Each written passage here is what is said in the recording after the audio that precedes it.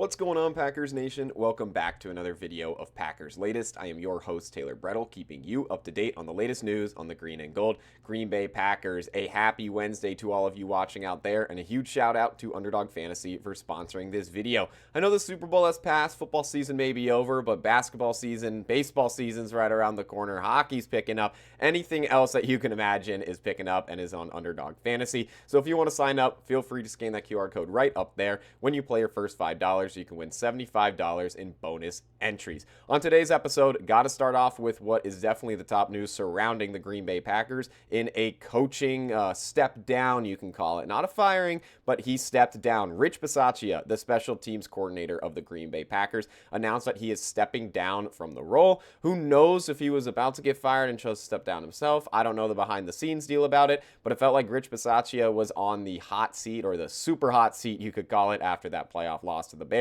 And now he has stepped down, and the Packers will be in search of a new special teams coordinator. So kind of getting into some of the numbers this past season with Rich Bisaccia and the Packers special teams unit. Not really any pretty numbers I'm about to read to you. Honestly, the best numbers that came out of the special teams unit was the punting department. Daniel Whelan, one of the best punters in the NFL this season. So you got to clap it up for him. But, you know, I don't mean this in any bad way, but when your best part about your special teams unit is giving the ball away to the other team, that's not really ideal. It's nice that Whelan could pin them in, you know, inside the 20, inside the 10. So you got to give credit where credit is due.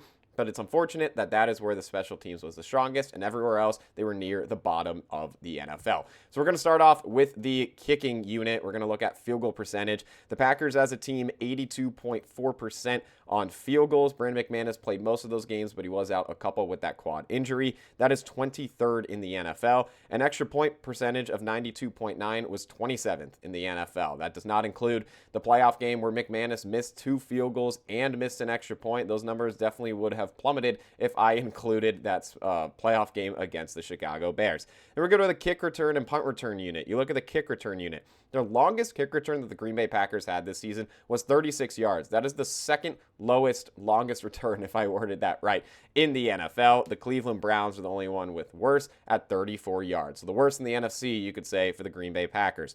Packers were also just one of 3 teams to not have a single kick return go 40 or more yards. Again, the Browns being one of those teams, and then the Steelers being the third. So again, the lone team in the NFC in this category.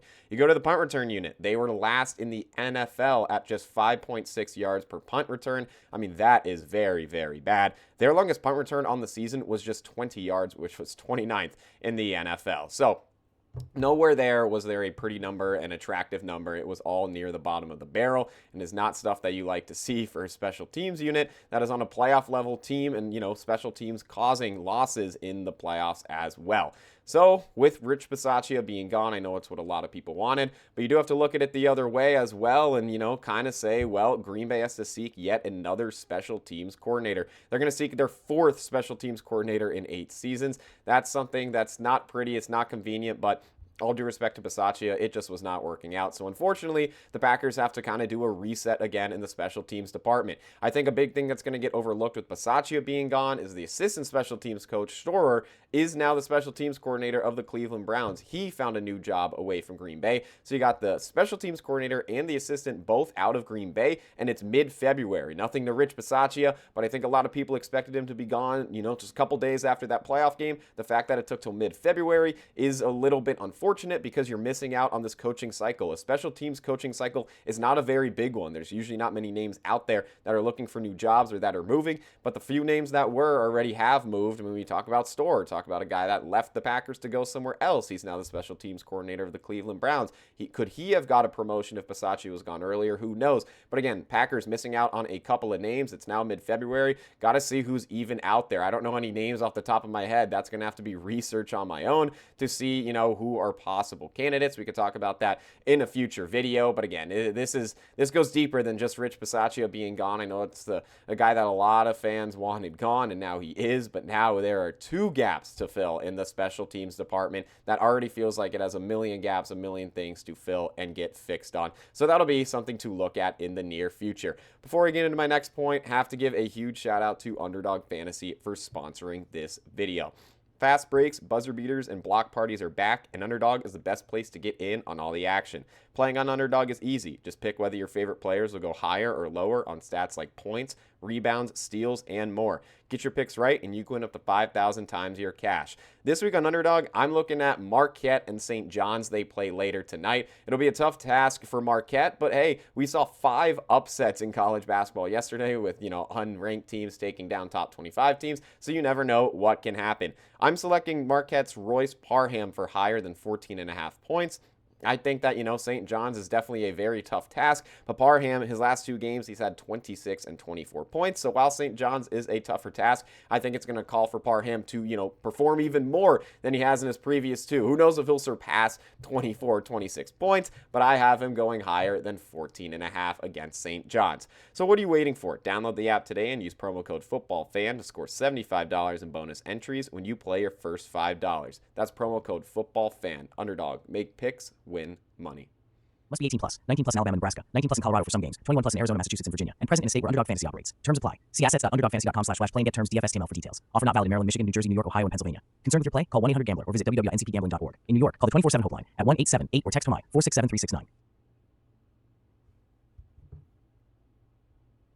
I welcome you back to Packers Latest. Now I want to talk about the unfortunate news of how it seems that Romeo Doubs is unlikely to return to the Green Bay Packers. I know there's a lot of speculation out there. Would the Packers try to retain him? We saw Christian Watson get a 1-year extension, but Romeo Doubs did not get that treatment during this past season, and he will officially be a free agent, and it looks like Green Bay is going to let him walk. Some unfortunate news for who, in my opinion, was the Packers wide receiver 1 this season for the production that he showed. Romeo Doubs will be a huge loss to the wide receiver department. I know that the Packers can go out and find someone to replace him, but I think Romeo Doubs was a fan favorite. He obviously had a couple of hiccups here and there. I know, like the onside kick against the Chicago Bears and that second regular season game against them, that'll always be something kind of in the back of the head when you think of Romeo Doubs, but overall was the Packers wide receiver 1 this season. I mean, in the playoffs, I forget how many total yards it ended up being, but I think he had like 128. I mean, he was phenomenal in what seems to likely be his last game in a Green Bay Packer uniform. You look at his numbers this season, Doubs led the Packers with 55 receptions, 724 receiving yards.